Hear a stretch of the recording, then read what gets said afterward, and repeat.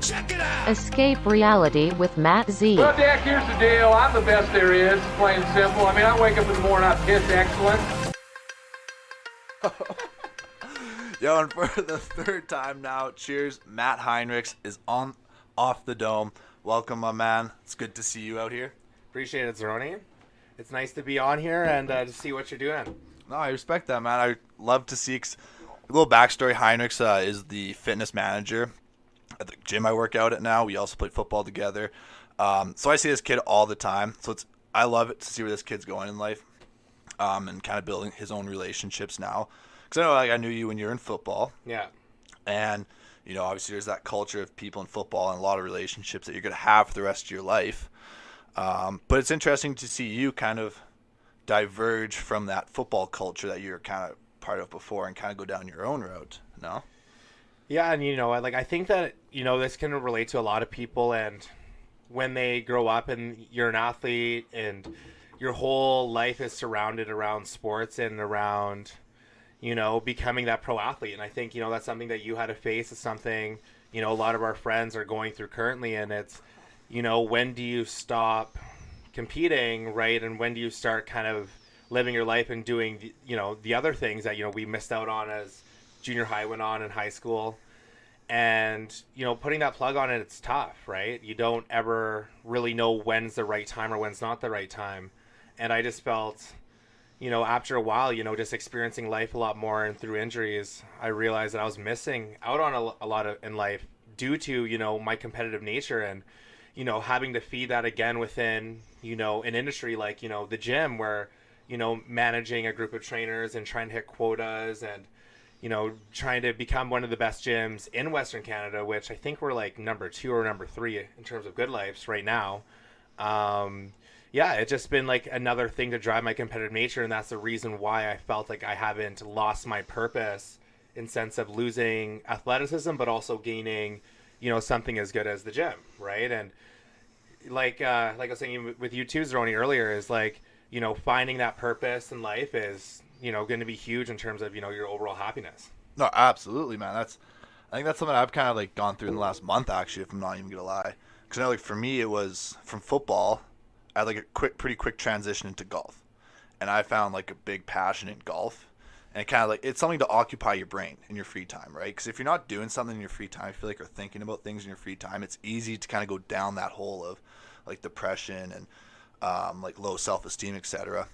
I think especially as an athlete, or even as well too people who have retired, right? Whenever these people finish their careers that gave them so much purpose, from an athlete or somebody who's retired, there's that empty void there that they don't have anymore, right? Yeah. And so from my personal experience, I know from football it was relatively easy, because it was from football, then I could go, okay, well, now I can golf.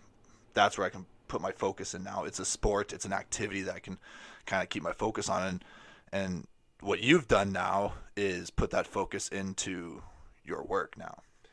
Yeah, and you have to, like, at the end of the day, you look at depression rates in Canada, you look at depression rates in Western culture, and they're at sky time highs. And how do we have so many advances in terms of technology? We have advances, in healthcare, advances in education, and everything, but yet depression is still one of the main causes of, people's unhappiness. And I think that all comes down to is like, people are losing a lot of their purpose in life, and finding that and reevaluating that is huge. Like, at the end of the day, you could look back and think it's, what do I really want to achieve? Like, looking back 20 years down the road when you're 50 years old, like, what do you really want in life? And for me, I had to really think about that, because after football, I was lost. I didn't know where I wanted to go. I was personal training, making like $3,000 a month. I was barely affording rent. I was in debt, owed credit card debt, like, and I was just really like depressed. I didn't know what to do.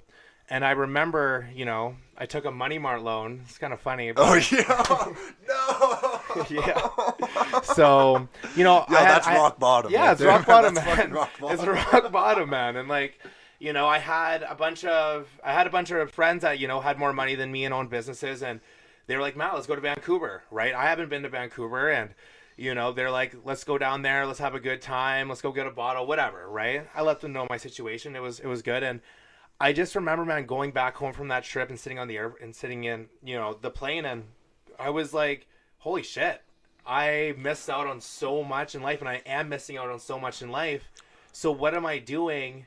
You know, being depressed, right? Living every day just to collect a paycheck instead of actually driving something bit bigger that I'm actually gonna want to do. So, you know, it really made me realize, like, you know, what do I want in life? Like, what kind of things do I need? And, you know, it wasn't money that I craved. You know, money isn't this driving force with anything. It's a nice byproduct of what we want to do. But what did you really want to do? Like, I wanted to travel. I wanted to, you know, go and have a nice house. I want to have a lake lot with a boat. Of course, that's all requires money, but that's what I wanted. So for me to get that, what would I have to do every day in terms of getting that, right? So that was how I reshifted my mindset.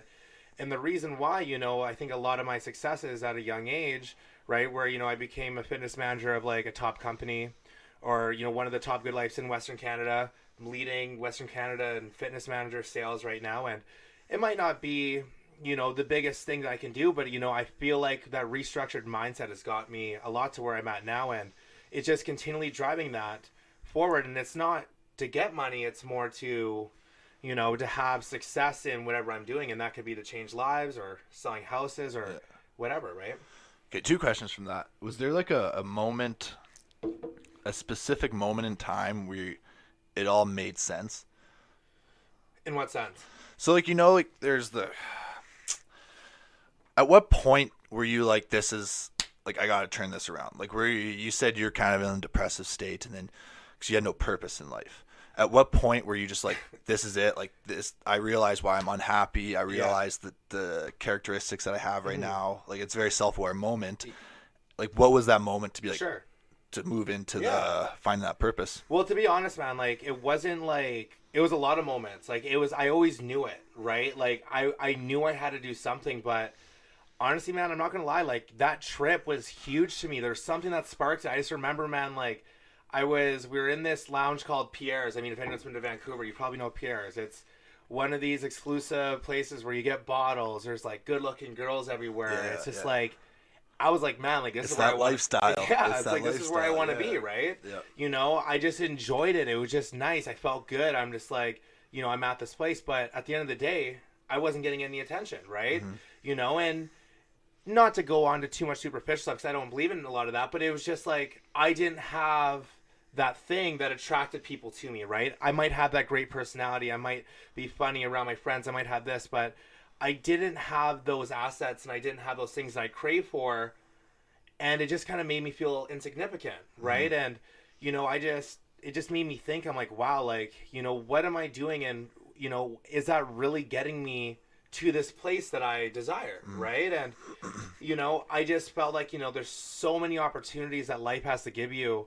And, you know, us wasting it on something as in being sad or being down on ourselves is such a waste of time, right? And we're human, you know, like, we're all going to go through that, right? We all go through that. But, you know, how do you tell your brain, you know, how do you tell your brain just to not worry about the stuff that's insignificant, and how do you get it restructured into the things that matter? And, you know, it was just cutting out those negative thoughts and the negative people. And, you know, it's a lot easier said than done, but at the end of the day, we're all authoritative to our brain. Like, we control what we want to control. You know, if we want to allow that negative stuff to come in, we're going to allow that negative stuff to come in. Well, I think it's like catching yourself in the moment.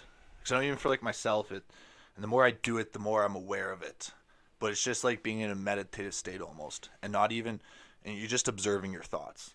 So regardless if you're doing something or you're actually meditating, but it's just the practice of basically just observing your thoughts and like processing and using like I can't think of the words, but it's like critically thinking about critically think about like why you're feeling the way you're feeling. And then I'll just like pause sometimes, think, and I feel a bit upset because this is affecting me. Well, why is it affecting me? Well, it's out of my control, so who cares? And you kind of have to like give yourself those like pep talks. I know for myself that's helped in terms of like finding like and like restructuring your brain in terms of knowing those pitfalls, essentially. You know what I mean? Yeah. Well, like, you know, if you think about it, man, like our brains are so intricate. Like, you know, we're people of habit, right? Humans are habit.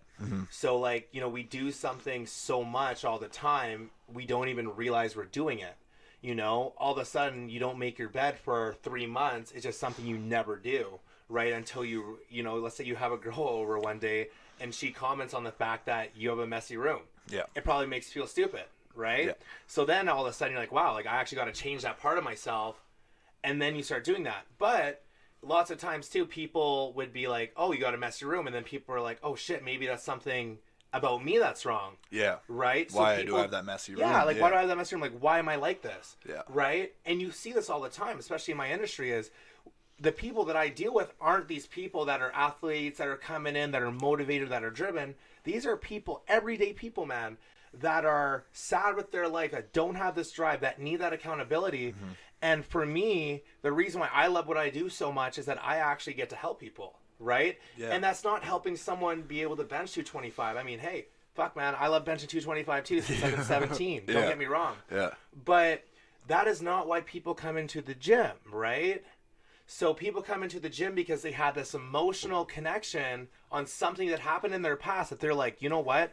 I have to get better because I felt stupid when that guy broke up with me for not being in shape, right? Or I felt dumb for going on this hike with my friends and not being able to hold my breath, right? Or breathe. Yeah. Right? These are the reasons people come in the gym. It's not because we want to look good. And like, maybe for you and I, that's why we want to go in the gym. But is it because we want to look good, or is it because we want to, let's say, maybe attract females or like whatever? There's a different motivation for everybody, and it's figuring that out. Well, I think there's a multitude of motivations, because obviously it can be insecurities that drive you to the gym, being like, I don't want to be that person anymore.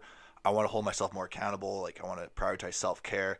But I know for my ass, man, if I don't go to the fucking gym, like, I just get, like, I lose my purpose in life, right? Because it's just like, every day I'm like, I can get stronger, I can get better, right? I can get more athletic. And like, for me, that's my goal when I go to the gym, is just to be more athletic and more like conscientious of my body and like how the body parts move, and like get that stability and consistency through like both sides of my body, right? Because I know like my upper chest and like my upper back are all fucked up because of past injuries. So for me, it's how can I rebalance all this shit, right?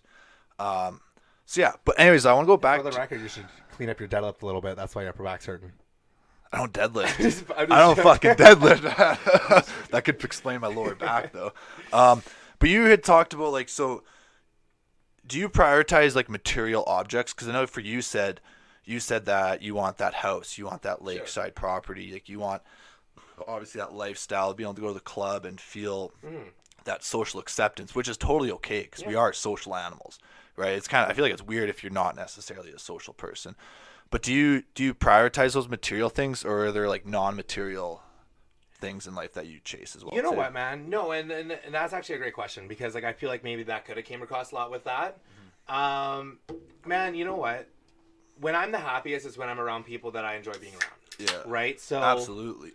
Who bring out the best version of you. Yeah. Bring out the person you want to be. And I have fantastic friends, and I've really built up my friend group from where it was, 5 years ago to now, right? I don't want to be that person getting drunk at the bar every weekend. As we're pouring up drinks right now. Pouring a couple of drinks right now. But, that's not the guy I want to be anymore, right? Yeah. I see there's so much more to give out. Like, I love to, like, be free. Like, freedom is actually what I chase for at the end of the day. It's not being able to go and get a nice house or get a car or whatever. It's be able to wake up and do whatever the fuck you want to do. It's freedom, man. Financial freedom. Working 16-hour days isn't making me happy, right? Does that mean that what I'm doing is sacrificing my happiness? Yes and no, right? I do feel like it does sacrifice a little bit of my time right now that I could be doing something else. But I feel like at the end of the day, you have to have that work ethic, and you have to do what you can in order to get that freedom, right? What is freedom, right? But then you also have to enjoy your freedom when you get it. You do. And enjoy the fun as well, too, in life, Right? And again, right, that goes around with, what you really prioritize. And I do prioritize the relationships with the people that I'm around. And, I do think that, sometimes having that, having some of those material things also does correlate and also bring that up.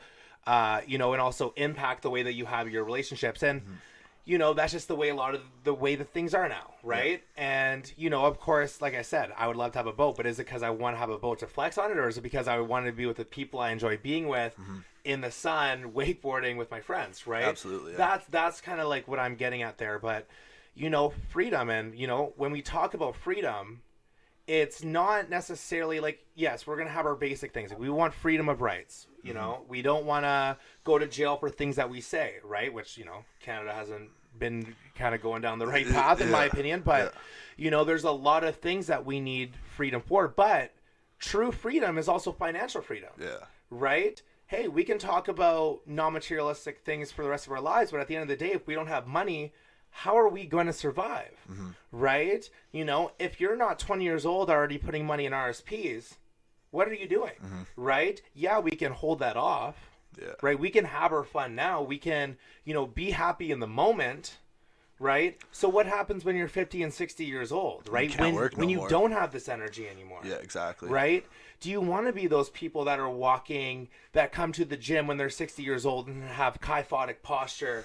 Right? They have, you know, their upper backs are hurting. They're having rhomboid issues. They're having all these things. You don't want that. Right? So this is the time when we have the ability to gain that financial freedom. Right? And yes, you still need to enjoy life. Don't get me wrong. Yeah, absolutely.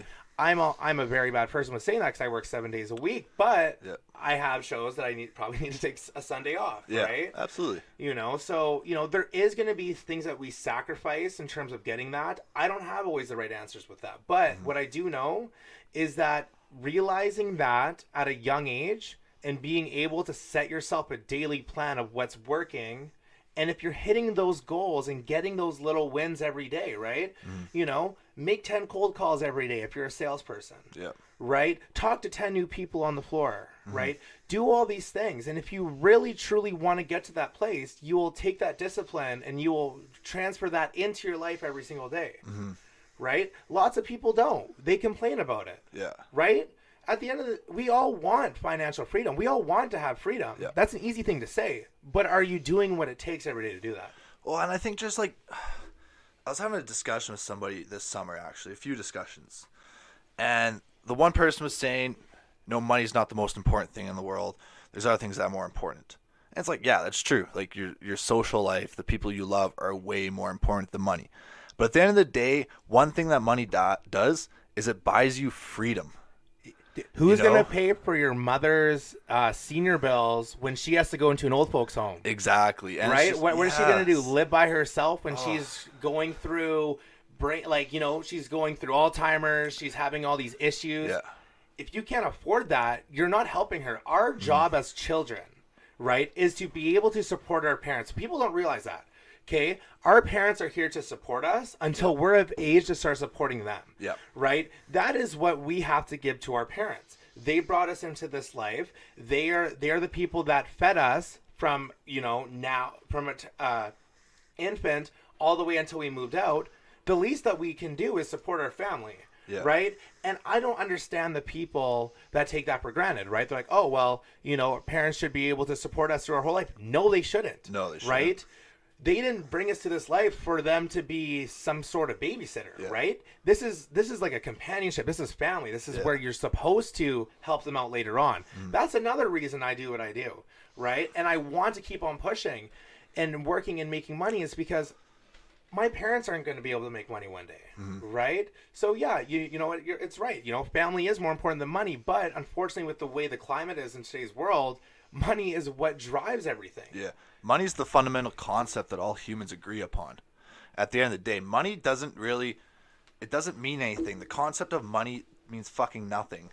But the only reason we are able to utilize it in society is because we all agree upon it, right? The second that society just gives up on the concept of money, all this work, all this everything for nothing, right? That's never going to happen at the end of the day when it comes to money. It's the one thing that will always keep on going on.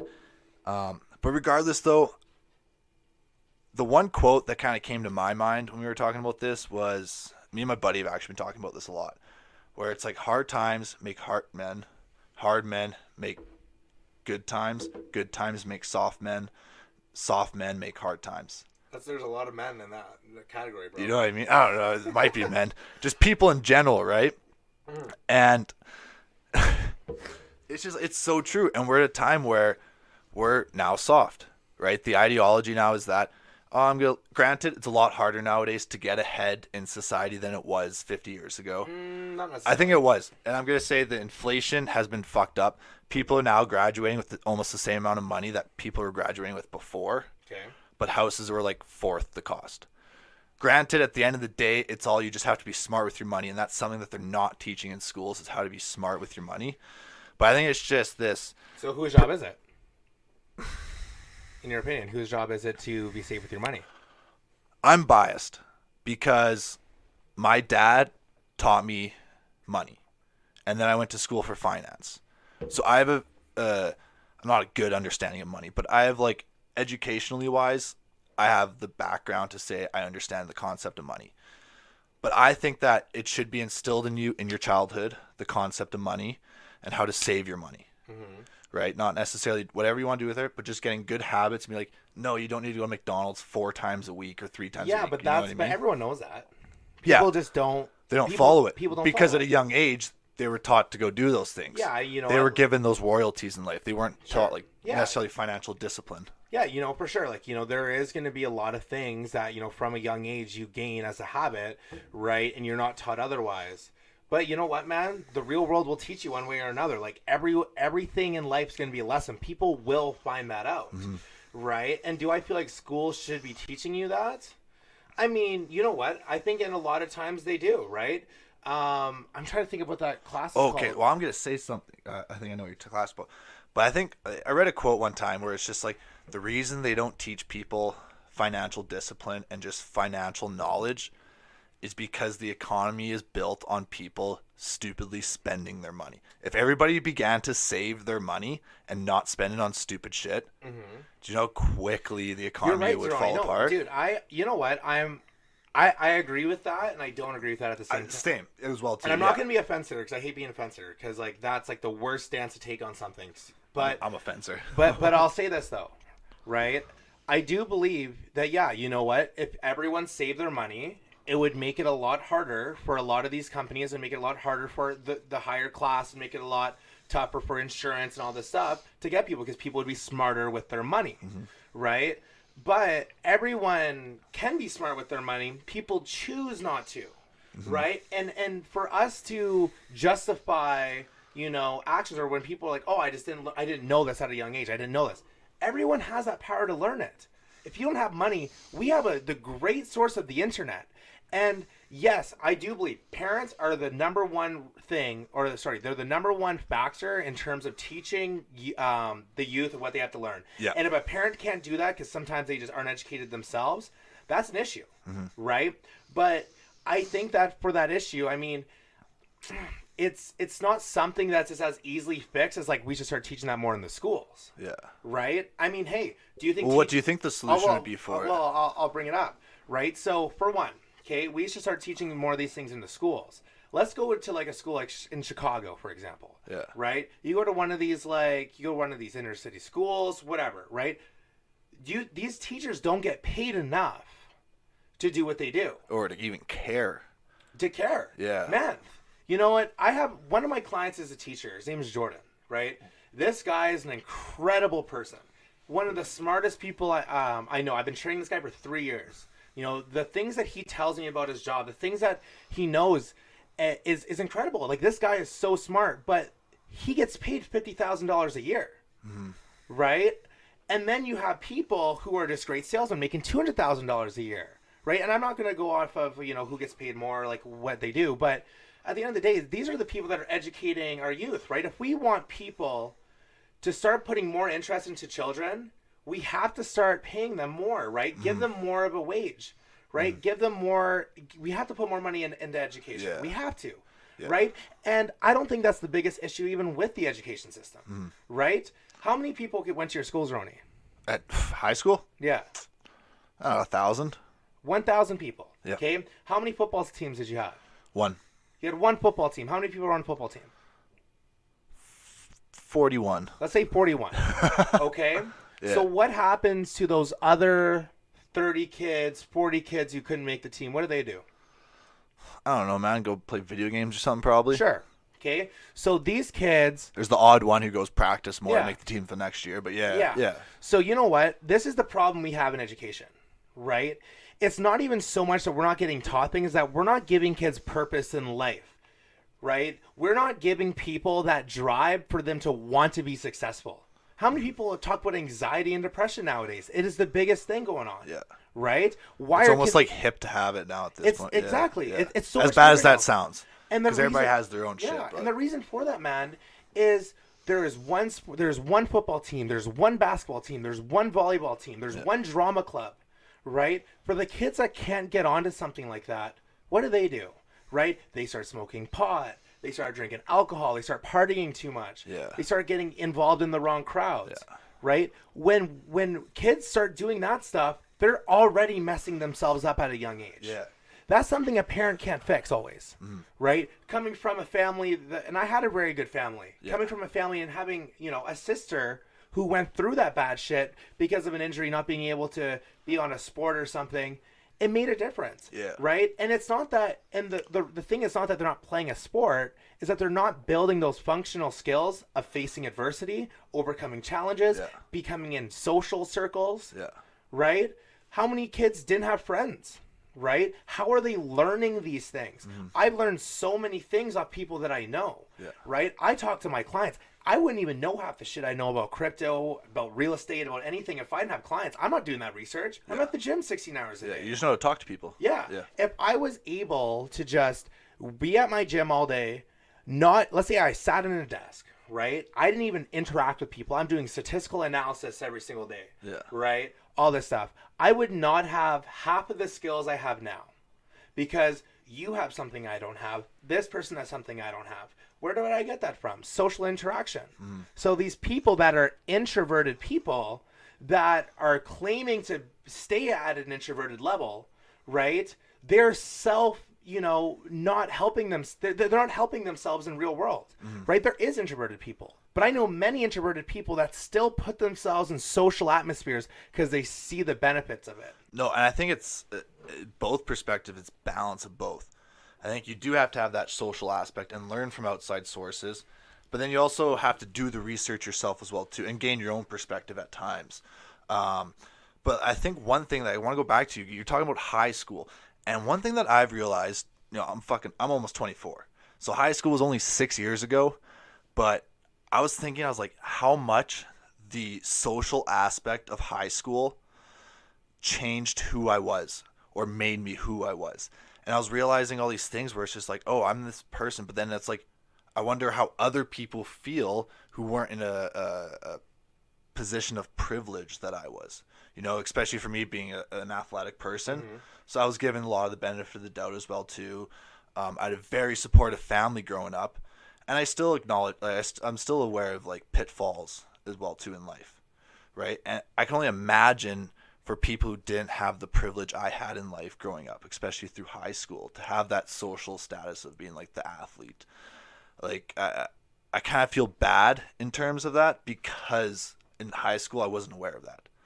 But I also identify how much it shaped who I am. If that makes sense. Exactly. And I know what you mean, but that's not something that us as individuals should be upset about. And this goes beyond deeper than, our teachers at school, the high schools, all this. This goes beyond that. This is developed on purpose. Maybe if you want to say, hey, there's a reason behind, why we're not getting taught things, but there's also like reasons on why there's not 3 or 4 sports teams. Like there's reasons why there's not a lot of the stuff, and it's because a lot of these kids are not growing up to be your successful people. And that's the sad part. Does not mean that they have any less smarts than us. Does not mean that we're anything better. It's the fact that we had the opportunity when no one else did, right? And when I don't feel sorry for somebody that goes through a hard time, that had, like, not even that, you can come from the most rich family of all time and still go through shit. You can still go through stuff, right? But I don't feel sorry for people anymore. Anybody, right? Because at the end of the day, we all have that chance. We all have that thing. And even if it's tougher for you, right, you always have that capability of coming back from it. It's all in your head. The way you perceive life is all in your head. Your perspective on things is all in your head. The way you talk to yourself determines who you are in life and how you act in life. Like I was reading a book the other day, and it was saying that a lot of people in their head, when they talk about, say, going to the gym the next day, it's, yeah, I will go to the gym. But then this guy was saying, it's like, no, you don't say you will, because you're already telling yourself. It's like you're not even like being, you're not being strict on yourself. He's like, say I am going to be this person. I am going to go to the gym. I am going to do this. And it's just like, at the end of the day, it's just the way you think and the way your thoughts are formalized in your head determines so much of your outcome in life. Yeah, right. And you know, and we can hype this forever. Like, you know, it's all going to be like something that comes internalized from yourself. And, you know, the education system, all this kind of stuff, you know, like everyone wants to put their blames on things. People want to blame, you know, Trump for like what he did. People want to blame Clinton for the things that she did. Like everyone has this, like, let's blame other kind of mentality, right? But, you know, that's all from that same bias standpoint. To be quite honest, like there's so many points that you could see on both sides, right? It depends on what you're tuning into. And that's what I want to like key into is tuning into, right? If you were to tune into Fox News every day, what do you think you're most likely going to be? Oh, a Trump supporter, Republican, Sure. far right. Right? And hey, you know, you might truly like thoroughly believe in that, right? But you're tuning in, you're purposely tuning yourself into that. If you're on the opposite side, you're probably going to tune in to CNN, maybe CBC, whatever. Yeah. Right? And I feel like we're always tuning in to what we want to believe in, right? Versus what we should be doing is we should be tuning into everything, right? Let's really see what's going on in the world. Let's really see what that person that we never talked to in class is doing, right? Because they all have different kind of mentalities and mindsets based upon their environment, based on where they came from. And to be quite frank, it's all kind of right. Mm-hmm. You know, we put such our biased standpoint on it because that's our reality of what's going on, right? Our reality is true to us, but it might not be true to somebody else, right? For that person who's making over 100K a year, they're probably going to be a Republican because they don't want to get taxed. Yeah. Right? Which is like the sole reason that a lot of people do vote more right, less taxes. Dude, 100%. Yeah. Right? And I understand. It's like people who say like, oh, people who vote for Trump are racist. It's like, no, they probably just want to pay less fucking taxes and have a more successful business. Yeah. Right? You know, but then I don't blame the people that aren't doing that, maybe don't have that same opportunity and they want to get more handouts in life. I get it. Right? So are we ever going to come to that realization in the world that we're all going to be happy with? And that answer is no, and it never will be, in my opinion. We're never going to come to that realization because there's people that are coming from every single part of life, every single kind of family and all this, and we're not going to fix that overnight, but two, we're not going to fix that probably ever. And like, I don't want to be that person to also never have hope in that, but I just think that's the way life is. Well, we can always improve. Like, we'll never reach that utopian society that everybody thinks of where you wake up with fucking flowers in your head and everything's golden. We improve, you have but no we stress. don't at the same time. But I think at the end of the day, like, you need, like, people always want, like, oh, I want this happiness, I want this, I want that. But it's like, you got to go through shit and you got to almost hit rock bottom sometimes to realize what you want. But I kind of want to go back to your high school thing. Because you're talking about high school and about how a lot of people aren't taught like proper education in high school and how to deal with life. What do you think the solution would be? Because I know for myself, I think that, well, I think there should be like more financial literacy, at least the basics. I understand the economy needs to like have some stupid people in there to keep it going. But I think something for just in general, just like psychology and just like the concept of like self-improvement and self-awareness, I think.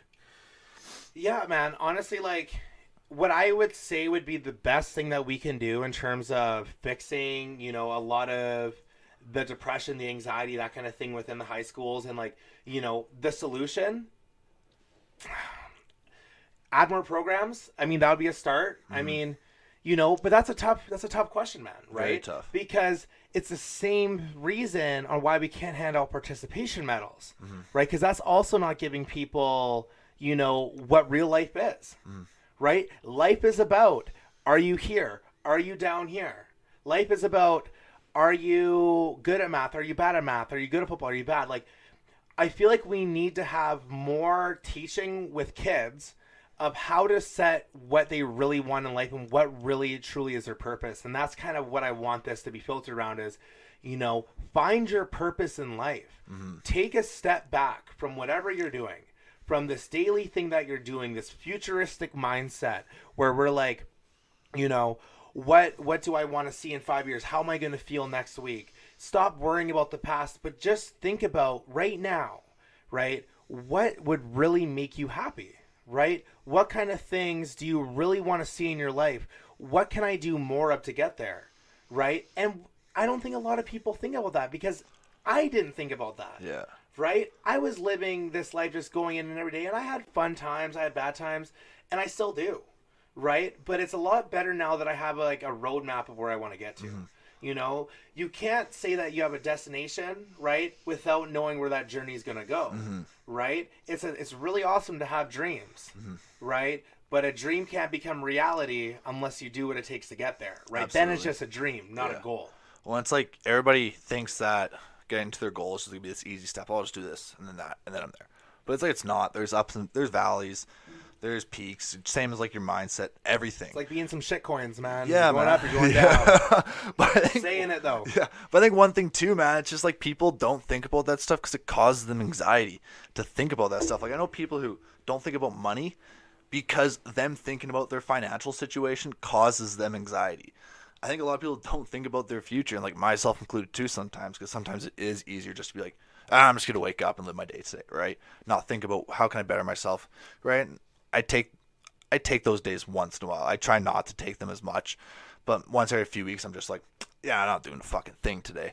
But I think people are just scared of thinking about the future because it causes them anxiety. So I think we're full of a generation stuck in living in the moment. People are just scared of failure, right? And people are scared of failing. People are scared of looking stupid. It's the same reason why you don't ask that girl on the second date. It's the same reason you don't ask the girl even on the first date. Yeah. Right? It's because we're so scared of getting rejected in life and we're scared of failing ourselves. It's a lot easier in life to take the easy way out and to watch Netflix and to play video games and to jerk off and to do all this shit. And those dopamine rushes. Yeah, those dopamine rushes. Yeah. And just to, you know, the dopamine rushes, but it's just like, it's an easier way to avoid it than it is to actually do it. Right? And again, that comes down to a mindset and habit, right? You do something every single day, it becomes something that you just do, right? And you're going to feel a lot better in about a month to 3 months time than if you just didn't do it and you took the easy way out. Yeah. Hey, I would prefer to eat ice cream than to eat chicken and rice like I do. Yeah. Right? You know, I didn't get in the shape I got in from, you know, not eating healthy or not doing this. And it's not just from genetics, right? Yeah. You know, I really work hard. And, like, do I have something I'm working towards right now? Not necessarily. But what it is that competitive nature again. Well, then it's preparation. Where they say, what is it? I don't know if it's lucky or whatever it is. But it's when preparation and, like, opportunity can arise at the same time. So people are preparing. They're like, I don't know what the fuck I'm preparing for, but I'm preparing for an opportunity. Yeah. You never know when the opportunity is going to come around.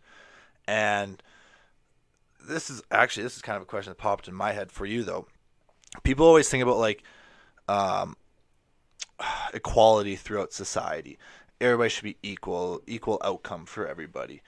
I think that's bullshit. I think if you're going to do anything, though, it should be equal opportunity. You know what I mean? Like, is that something that you can agree upon? Probably equal opportunity for people. I like me some Jordan Peterson too. So you know what I mean? You like that one quote? My buddy sends it to me fucking once a week, where it's just like, you should be a monster, but then learn how to tame your monster. And then part of me is like, I understand that concept. You know, like, learn who the darkest person of you is, and then learn how to control that. So when the time needed, it's like the concept where you'd rather be a warrior in a garden than a gardener in a warrior. Right? So it's like you want to be able to be this monster. Did you read a quote book before this, man? Come on. I live and die for quotes. My dad raised me on quotes. Yeah. So that's why I'm addicted. It makes a lot of sense. It makes a lot of sense. But I think at the end, quotes are handy, man. Because you'll come into points in life where you just be like, okay, I heard this one fucking quote. And as like stupid as quotes are, you just get to a point where you're just like, this makes sense. I understand the situation I'm in because this quote applies to that. Okay, I should do this. It's like a guide stone almost. Yeah, you know what? Like every quote had some kind of relatively meaning to that person's life, right? Well, it's like networking for you. It's somebody else has gone through it, and I'm learning from their example of what they went through. Yeah, exactly, right? And, you know, I would prefer, you know, to learn it before I failed. You know, lots of people are like, oh, like, you know, fail and you're going to learn. I'm like, hey, I would almost rather prevent myself from doing it. But if I do fail, best believe it's going to be a lesson. Well, I think, right? like, for myself, it's one thing that made me kind of overcome my fear of failure was there's times where I failed at something and I didn't give it my all. Those were the times where I was like, fuck, that sucks. I wish that scared me. I wish that happened to me. But if I gave my all and then I failed, it's like, fuck it, whatever, man, I tried, and I move on. Right? I feel like a lot of people they have like the wrong mindset when it comes to failure. It's like if you give it your all and you still fail, it's like, who gives a shit? You still gave everything you had. You'd rather be I forget what the fucking quote is exactly. Another quote once again. But it's like, I'd rather be somebody in their arena getting the shit kicked out of me than somebody in the stands watching it. Yeah. You know what I mean? So like, I would rather just give it a shot and see if it fails, it fails. But at least I fucking tried, right? That's the least. And so many people nowadays just don't even try or give a shit about life. Well, yeah. And that's kind of what you've been saying this whole time. Yeah. Right. And so what was the biggest thing for you was this networking and learning from people. But do you also like read books as well too? Because I know for me, I got a lot of my shit from like outside sources, like reading books and stuff. Yeah, like I do. Like, I mean, I read like, you know, a lot of financial books. Like, you know, I really enjoyed reading The Wealthy Barber or like Rich Dad Poor Dad. Yeah. You know, I'm definitely someone that does read some books. I would say though, I love to watch people. Like, I love YouTube. Like, I'm more of that kind of learner. I've been moving into the books, but, you know, I think at any time, you know, if you're trying to like learn something in your day, and, you know, it's just going to be so much more beneficial. And I will gladly say that I feel like I am way happier now that I have a little bit more context behind me than when, you know, back in the day, you know, 3-4 years ago, I was 18, 19, I didn't really do much, right? Yeah. And, you know, I think knowledge is so powerful, and that's what really will drive you to the next level in your life. Yeah. Right? Is knowledge. And, you know, that's the one thing about being 23 and like me is I don't have as much knowledge as I want to, because I haven't had that experience yet. And that feed for wanting that, you know, it really drives me. And that's like why I love what I do so much is, you know, what job can you do where you're really learning something every day? Nothing's the same. You're not doing the same, you know, ABC that I did the day before. And, you know, I love the fitness industry for that, because, you know, I could be one of these trainers where I am going through the exact, you know, this is our progressions for the week. This is the sets, the tempo, the reps, the workload. This is how I'm going to make you become the best athlete. And for some clients, that's what I do. But for some clients, they want to come in and they want to bullshit with you too, right? And it's not like we're talking about nothing. You know, they love to talk about what they love to do. They love to talk about their work. And I became someone that was so much of that class clown and that talker to someone that really listened, right? And being able to listen and just to absorb knowledge of what other people have is such a huge trait and skill that I learned. And I think that being that humble self and being coachable will get you way further in life than being that arrogant person that knows it all. And I know that seems like it's cliche and everyone knows that, but all of us, you know, if you really think about it, how many people in your life, when you're even in your friend group, do you know that you just can't have that conversation with? You just can't teach them anything, right? It could be your dad, it could be your mom, like, you know, who just you can't talk to about anything, right? Or, you know, they always have that different little way of doing it. They can't just take your advice. And that's what I find to be one of the most toxic traits in human nature is, you know, being able to be coachable. And like, well, that's the best one, but not being able to be coachable is very toxic. Yeah. Right? It's the same thing in relationships, right? I hear about it all, right? I hear about the healthy relationships. I hear about the toxic ones. I've been in toxic ones. I've been in decent ones. Yeah. You know, not good enough for me to stay with it, obviously. Right? Yeah, but, you know, we've all had those experiences. Yeah. Right? So being able to like see what goes right and goes wrong in it is, you know, things like compromising. You know, do you compromise? Do you come to a solution? Right? Everybody has problems, right? It just depends if you're solving the issue. You can't solve it for one because the other person still has that issue resonating, right? You might not be able to solve the full problem, but you can solve it enough to see that there's a compromise involved, right? So when someone, like I said, comes into the gym and they said, hey, you know, we want to lose 30 pounds, right? I'm not going to be like, let's go bench 225 because that's not solving their issue, right? That's creating something that I had. So kind of going back on to what I was saying about compromising in relationships is you get to see this pattern with a lot of people, and that's the fact that they just can't listen to anything. And I don't know where that comes from. Yeah.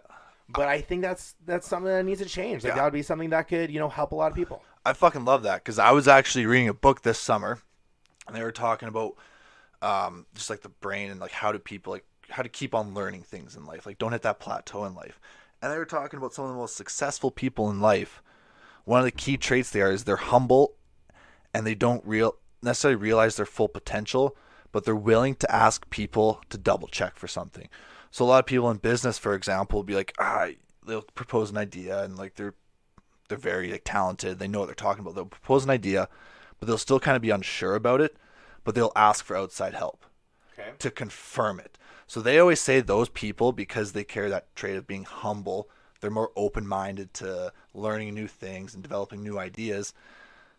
Because of that trait, they usually become more successful because they don't hit that plateau. And I call it like people just being stuck in fucking high school, man.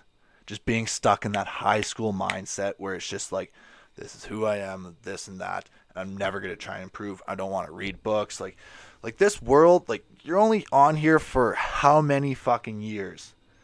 It's like, for me, it's like I want to experience as much as possible, and I want to learn as much as possible, because those are the two things as a human being that I can do, is gain as much knowledge as I can and do as much experience as I can. I know for me, starting this podcast, it's taught me so many like important lessons in life, regardless if it's just the actual skills required to do a podcast, regardless of the editing skills involved or the talking skills involved.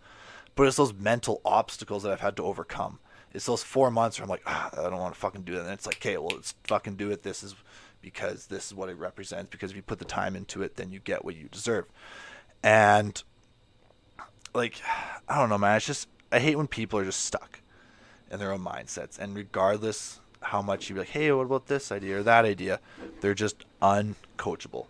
And I fucking hate uncoachable people. Like, as bad as it sounds, it's just I almost have no time for them. Because it's like, what's the point of even talking to you if you're just going to be stuck in your own traits? 100%. Stuck in your own mindset. Zeroni, let me go take a piss, though, bro. I've been